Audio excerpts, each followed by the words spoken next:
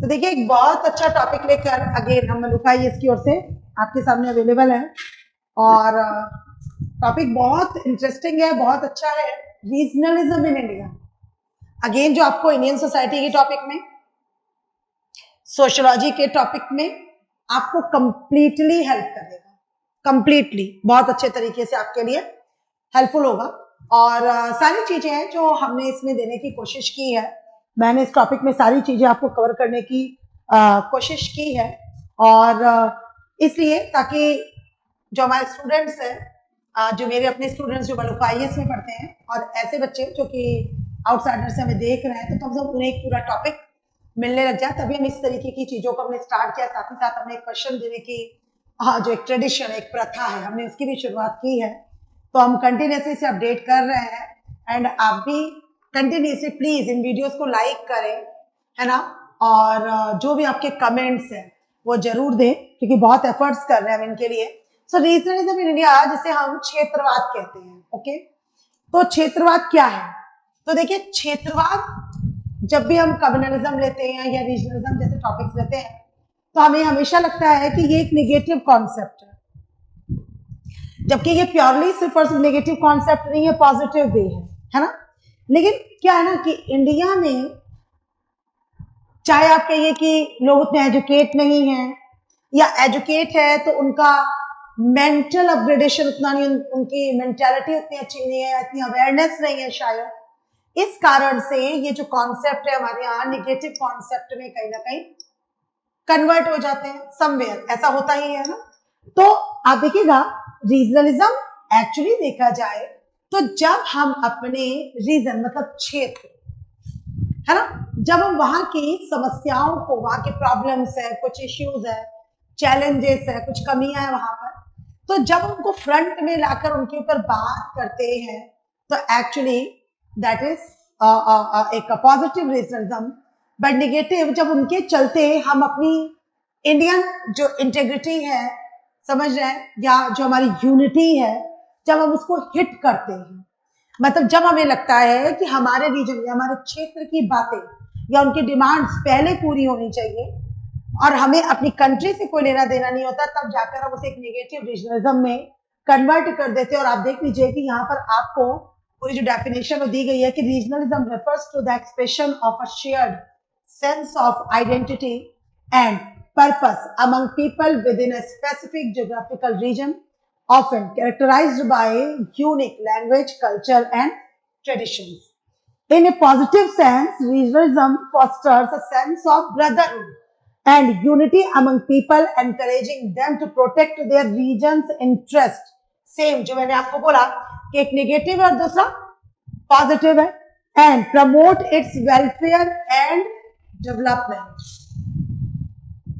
तो ये positive regionalism, correct. But हमने क्या बोला कि जब हम उस ब्रदरहुडनेस को या उस वेलफेयर को या इंटरेस्ट को पीछे कर देते हैं, जिससे कहीं ना कहीं हमारी नेशनल यूनिटी या इंटेग्रिटी हिट होती है, हर्ट होती है, देन वो कन्वर्ट हो जाता है किसमें, एक प्रॉपर नेगेटिव सेंस में। तो conversely in a negative sense regionalism can lead to an excessive attachment to one's region, posing a significant threat to national unity and integrity. ठीक है, तो that is called negative feature of the regionalism. और मैंने क्या बोला, ये बेहद दुख की बात है, दुर्भाग्य की बात है कि हमारे देश में मेनली नेगेटिव फीचर ही उसका लिया जाता है, ना कि उसका कोई बहुत पॉजिटिव सेंस हम लोग यहाँ पर लेते हैं। ठीक है, then characteristics features of regionalism, जो उसकी महत्वपूर्ण जो हम विशेषताएं हैं जिसकी हम बात कर रहे हैं, या सेलिएंट फीचर्स ऑफ रीजनलिज्म। तो regionalism is a physic phenomenon. It is built around as an expression of group identity as well as loyalty to the region. It presupposes to concept of development of one's region without taking into consideration the interest of other regions. It prohibits people from other regions to be benefited by a particular region.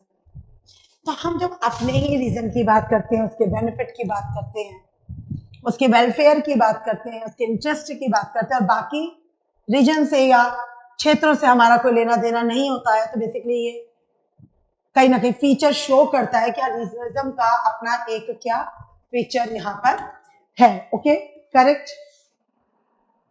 आप देख सकते हैं, again मैंने आपको बताया कि मैं हर बार आपको अपने वीडियोस में कैसे पिक्चर बताती हूँ और आपसे आपके कमेंट्स पूछती हूँ कि आप अपने कमेंट्स क्या देंगे ऐसे पिक्चर्स को देख के, है ना।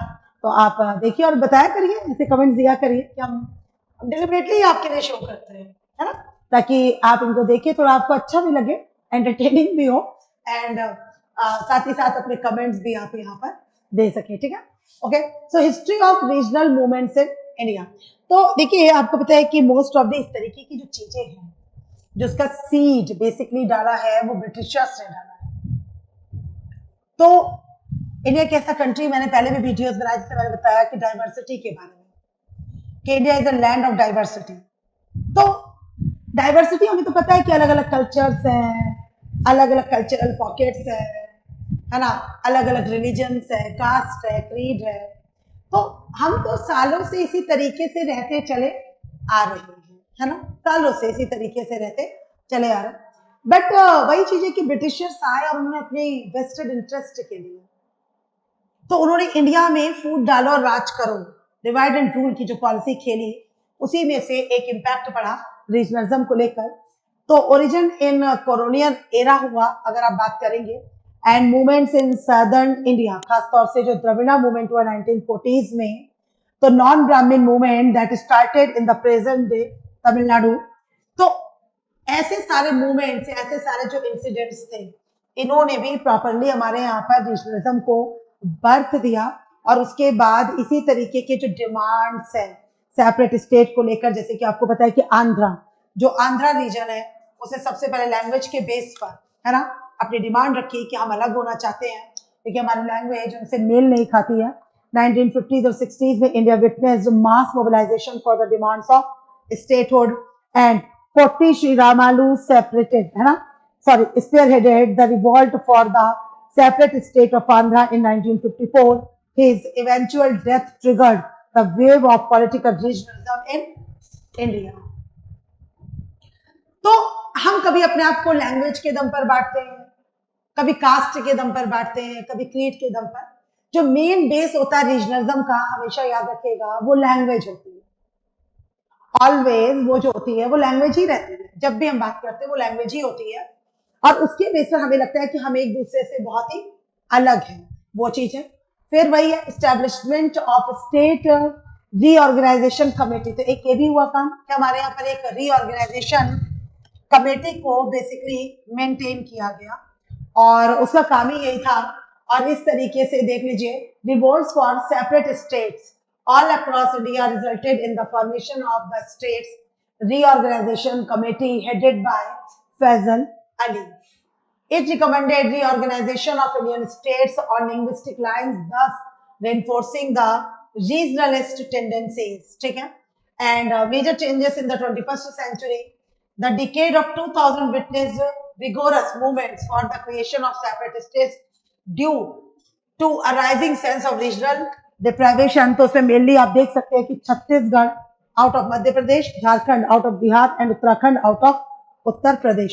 And in 2014 the state of Telangana was created by the division of Andhra Pradesh. तो अगेन हमें पता चला कि जब हम बोलते हैं कि 21st सेंचुरी है, तो शायद इस तरीके के जो क्षेत्रवाद की जो चीजें हैं, रीजनलिज्म में जो शायद कहीं कम होगा, वो हमें कहीं भी कम होता नजर नहीं आता। और सबका बेस देखिए क्या है, लैंग्वेज। हम कहते जरूर है कि एक एडमिनिस्ट्रेटिव फैसिलिटेशन है, उसके चलते एक डेवलपमेंट के लिए, बट बेस जो उसका होता है वो हमेशा ही क्या होता है, लैंग्वेज ही होता है। Different types of regional movements.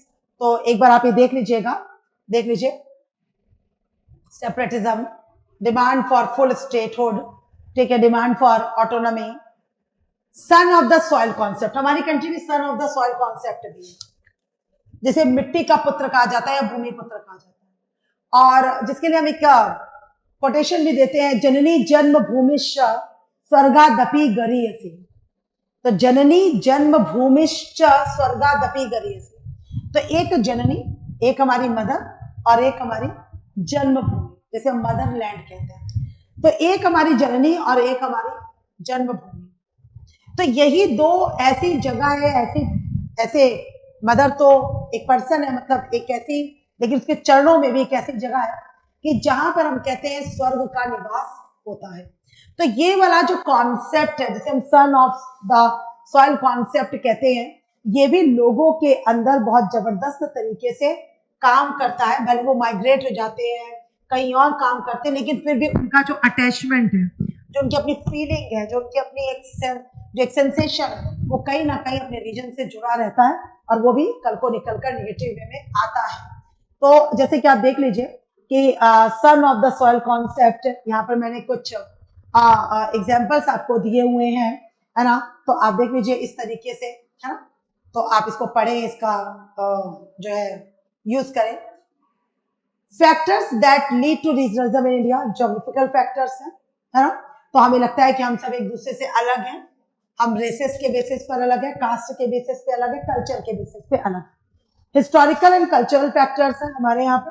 तो हमारा कल्चरल हेरिटेज रहा है, फोकलोर रहा है, मिथ्स रहा है, सिंबोलिज्म इस तरीके के रहे हैं कि जिसकी वजह से हम अपने आप को सेपरेट मानते हैं। इकोनॉमिक फैक्टर्स है, अनइवन डेवलपमेंट है हमारे यहाँ पर, तो जिसकी वजह से रीजनलिज्म क्रिएट होता है ना। कुछ को लगता है हम गरीब है, कुछ को लगता है कि कुछ स्टेट हमारे यहाँ पर बहुत ज्यादा अमीर है, और अगर हमें भी अमीर होना है, हमें भी डेवलपमेंट करना है, तो हमें भी कहीं ना कहीं प्रोटेस्ट करना पड़ेगा, एक बड़ा एजिटेशन करना पड़ेगा। पॉलिटिको एडमिनिस्ट्रेटिव फैक्टर्स है यहाँ पर। तो आप देखते हैं कि हमारे यहाँ पर पॉलिटिक्स हर चीज को बर्थ देती है, चाहे वो रीजनलिज्म हो, कम्युनलिज्म हो, करप्शन हो, कुछ भी हो, राइट्स हो, वायलेंस हो। तो मुझे ऐसा लगता है कि इन सब के पीछे एक जो डर्टी पॉलिटिक्स है, एक जो करप्शन है, वो काम करता है। तो वो भी है कास्ट एंड रिलीजन, ऑब्वियसली बात है कि बहुत बड़ा फैक्टर है यहाँ पर। उसकी वजह से इम्पैक्ट्स ऑफ रीजनलिज्म है, तो पॉजिटिव भी और नेगेटिव भी है। पॉजिटिव है preservation of culture and traditions है, डेवलपमेंट ऑफ लोकल इकोनॉमीज है, ऑब्वियसली बात है, पॉलिटिकल एम्पावरमेंट है, प्रमोशन ऑफ डाइवर्सिटी है। नेगेटिव में टेंशंस एंड कॉन्फ्लिक्ट्स हैं, marginalisation of minority groups, divisive politics है, इफेक्ट ऑन इंटरनेशनल रिलेशंस है, ये सारी चीजें हैं। और ये सारी चीजें जो है कंटिन्यूअसली हम पर अपना इम्पैक्ट डालने का काम करती है। अब देखिए इस तरीके से मैंने एक मैप आपको बताने की कोशिश की है, देख लीजिए कि ये चीजें हैं जिनकी अभी डिमांड है। आप देख लीजिए मारू प्रदेश, हरित प्रदेश, पूर्वांचल, बुंदेलखंड, कुरुक्षेत्र, विदर्भा, तेलंगाना, तो ये अलग हो चुका है। ये देखिए तुलुनाडु, कोडागू, रायलसीमा, कौशल, कौशलांचल, मिथिलांचल, गोरखालैंड, बघेलखंड, ये देख लीजिए पूर्वांचल, और ये सारा आ गया बोडोलैंड, ये देख लीजिए। अभी ये डिमांड्स है, इतनी डिमांड्स है, मतलब अगर हम रीजनलिज्म की डिमांड को और आगे बढ़ाते हैं और मान लेते हैं कि अगर कुछ ऐसा सेपरेशन करते हैं, तो अभी ये भी हमारे सामने है। तो अगर हमको इसको मिनिमाइज करना है इन नेगेटिव इम्पैक्ट्स को, तो हम ये सारे मेजर्स है जो यहाँ पर ले सकते हैं, ये सारे सजेशंस हैं जो आपके सामने यहाँ पर दिए हुए हैं, आप इनको देख सकते हैं और इनका आप पढ़िए, इनको यूज कीजिए, ठीक है। तो ये सारे लीगल पॉलिटिकल जितने भी मेजर्स हैं मैंने सारे के सारे दिए, और ये मेंस का प्रैक्टिस क्वेश्चन आपके लिए रीजनलिज्म के लिए कि regionalism in India manifest in various forms including secessionism, separatism, and demands for autonomy. Critically analyze the impact of regionalism on national unity and development. Discuss the measures that can be adopted to address regional disparities while preserving national integrity. Use specific examples to support your arguments. तो अपने बढ़िया तरीके से आप इसमें जो अपने comments हैं, है ना, अपने आंसर से लिख कर दीजिए, जो हमारे स्टूडेंट्स हैं मलुका IAS के, वो भी ठीक है, और ताकि इनका यूज हो। तो मैंने बोला ना, एक नया ट्रेडिशन हमने आपके लिए बेसिकली यहाँ पर शुरू किया है। तो ये मेंस का प्रैक्टिस क्वेश्चन, तो लिखिए, इसको यूज कीजिए, and thank you so much. Thank you.